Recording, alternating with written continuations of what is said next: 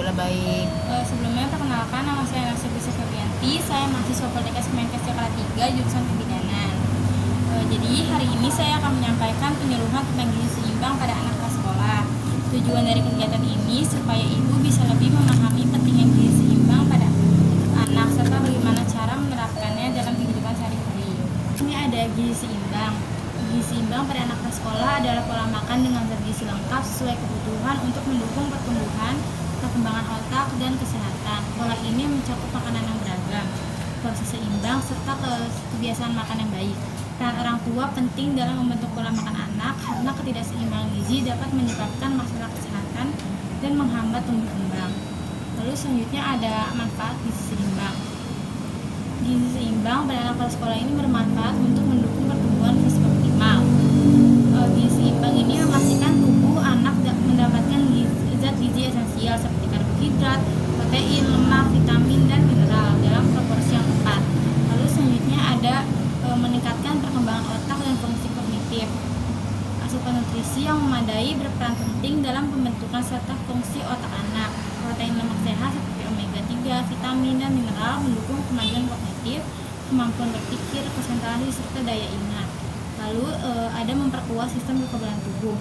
Anak yang menerima zat gizi seimbang cenderung memiliki sistem imun yang lebih tangguh sehingga lebih mampu menangkal infeksi, penyakit, dan gangguan kesehatan. Lalu meningkatkan kemampuan aktivitas harian.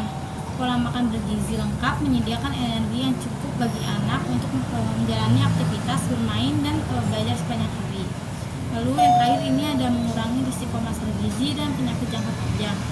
Gizi seimbang efektif mencegah berbagai bentuk malnutrisi baik ukuran gizi seperti stunting maupun kelebihan gizi seperti obesitas. Ini ada prinsip gizi seimbang. Prinsip gizi seimbang terdiri dari 4 pilar yang pada dasarnya merupakan rangkaian upaya untuk menyeimbangkan antara zat gizi yang keluar dan zat gizi yang masuk dengan memonitor berat badan secara teratur. Yang pertama ini ada mengkonsumsi makanan beragam. Yang dimaksud beraneka ragam dalam prinsip ini selain keanekaragaman jenis pangan juga termasuk proporsi makanan yang seimbang dalam jumlah yang cukup, tidak berlebihan, dan dilakukan secara teratur. Lalu yang kedua ini ada membiasakan perilaku hidup bersih. Penyakit infeksi atau penyakit menular adalah masalah umum yang dialami anak-anak maupun dewasa yang kurang menjaga kebersihan. Jadi saat seseorang terserang penyakit, tentu asupan gizinya akan berkurang, dan sebaliknya. Dalam keadaan terinfeksi ini justru tubuh membutuhkan asupan gizi yang lebih. Oleh karena itu, penting sekali untuk menerapkan perilaku hidup bersih. Lalu yang ketiga ini ada melakukan aktivitas fisik. Segala jenis aktivitas fisik ini dapat dilakukan untuk menyeimbangkan asupan gizi yang masuk dan keluar. Keseimbangan ini juga butuh dijaga agar tidak ada asupan gizi yang berlebihan maupun kurang diserap oleh tubuh. Lalu yang keempat ini ada mempertahankan dan memantau berat badan normal. Bagi orang dewasa, salah satu indikator yang menunjukkan bahwa telah terjadi keseimbangan zat gizi dalam tubuh adalah tercapainya berat badan yang normal, yaitu berat badan yang sesuai dengan tinggi badannya. Indikator ini dikenal dengan indeks massa tubuh atau IMT. Tujuannya adalah untuk menaksir apakah tubuh kita memiliki berat badan ideal, terlalu kurus, atau terlalu gemuk. Lalu selanjutnya ada faktor. Selanjutnya ada faktor yang mempengaruhi status gizi anak prasekolah. Status gizi anak dipengaruhi oleh kombinasi faktor biologis, perilaku, dan lingkungan keluarga. Anak prasekolah merupakan kelompok usia rentan terhadap masalah gizi, sehingga pemahaman mengenai faktor-faktor yang mempengaruhi status gizi menjadi penting. Yang pertama ini ada pengetahuan orang tua. Pengetahuan ibu atau pengetahuan orang tua merupakan faktor kunci dalam menentukan kualitas asupan makanan anak. Kurangnya pengetahuan gizi ini bisa menyebabkan pemilihan makanan yang kurang sehat sehingga berdampak pada status gizi anak. Lalu yang kedua ini ada pekerjaan ibu. Ibu yang bekerja ini cenderung memiliki waktu yang terbatas untuk mengasuh anak dan menyiapkan makanan yang bergizi. Hal ini itu bisa menurunkan kualitas pengasuhan dan pengawasan terhadap anak. Lalu yang ketiga ini ada pendapatan keluarga. Status ekonomi keluarga mempengaruhi kemampuan dalam menyediakan makanan bergizi. Keluarga dengan pendapatan rendah biasanya sering menghadapi keterbatasan dalam pemenuhan kebutuhan gizi anak. Sementara keluarga yang berpendapatan tinggi lebih mudah menyediakan makanan yang cukup nutrisi. Lalu selanjutnya ada pola asuh dan lingkungan keluarga. Pola asuh yang baik, kasih sayang, dan perhatian terhadap kebutuhan nutrisi anak ini mendukung pertumbuhan optimal. Anak prasekolah yang mendapat pengawasan orang tua cenderung memiliki status gizi yang lebih baik. Lalu selanjutnya ada asupan makanan dan preferensi anak. Anak prasekolah mulai menjadi konsumen aktif sehingga sering memilih makanan yang dikonsumsi. Pemilihan makanan tidak seimbang dapat meningkatkan risiko kekurangan gizi. Lalu ada aktivitas fisik. Aktivitas fisik membantu menjaga keseimbangan energi, mencegah penimbunan lemak, dan mendukung pertumbuhan optimal. Lalu yang terakhir ada faktor penyakit infeksi. Penyakit infeksi dapat menurunkan nafsu makan anak, mengurangi konsumsi makanan, dan berakibat pada kurangnya asupan zat gizi. Lalu selanjutnya ada peran orang tua. Peran orang tua dalam pemenuhan gizi anak prasekolah. Masa prasekolah ini kan merupakan periode krusial bagi anak, ditandai dengan pertumbuhan dan perkembangan yang berlangsung cepat sehingga memerlukan dukungan dari aspek kesehatan, pendidikan, dan lingkungan. Pada usia ini, anak ini kan bergerak lebih aktif, bermain bersama teman-temannya, tertarik mempelajari hal-hal baru, dan terus mempraktekkan keterampilan yang baru diperoleh. Oleh karena itu, diperlukan perhatian khusus untuk menjaga kesehatan anak. Dan peran orang tua, khususnya ibu, ini sangat menentukan dalam pemenuhan gizi anak. Ibu perlu memiliki pengetahuan dan keterampilan yang memadai sebagai modal untuk memastikan kebutuhan gizi anak ini terpenuhi.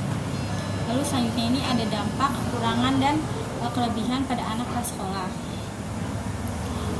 Anak usia prasekolah 3-6 tahun ini kan merupakan masa penting dalam proses pertumbuhan dan perkembangan baik secara fisik maupun psikologis. Pada usia ini, anak mulai aktif bergerak, bermain, dan mengeksplorasi lingkungan sehingga kebutuhan zat gizinya harus terpenuhi dengan seimbang. Lalu di sini ada dampak kekurangan gizi.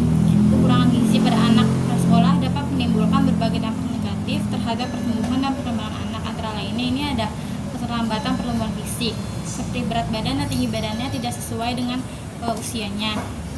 Lalu gangguan perkembangan mental dan intelektual, penurunan daya tahan tubuh, dan gangguan perkembangan secara keseluruhan baik fisik, mental maupun sosial.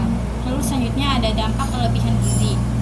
Selain kekurangan gizi, anak prasekolah juga dapat mengalami kelebihan gizi. Kondisi ini dapat memberikan dampak terhadap kesehatan anak seperti obesitas atau kelebihan berat badan, penurunan kecerdasan akibat kurangnya aktivitas fisik, lalu gangguan kesehatan seperti masalah pencernaan misalnya sembelit.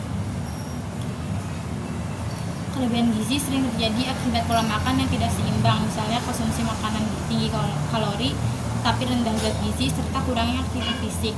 Untuk mencegah terjadinya kekurangan maupun kelebihan, anak prasekolah memerlukan pola makan yang seimbang, baik dari segi kualitas maupun kuantitas. Salah satu cara untuk memenuhi kebutuhan gizi tersebut adalah dengan membiasakan anak mengonsumsi makanan sehat seperti buah dan sayur sejak dini. Cara menyusun menu seimbang untuk anak prasekolah. Di sini ada beberapa contohnya ya Bu. Bu bisa lihat sendiri.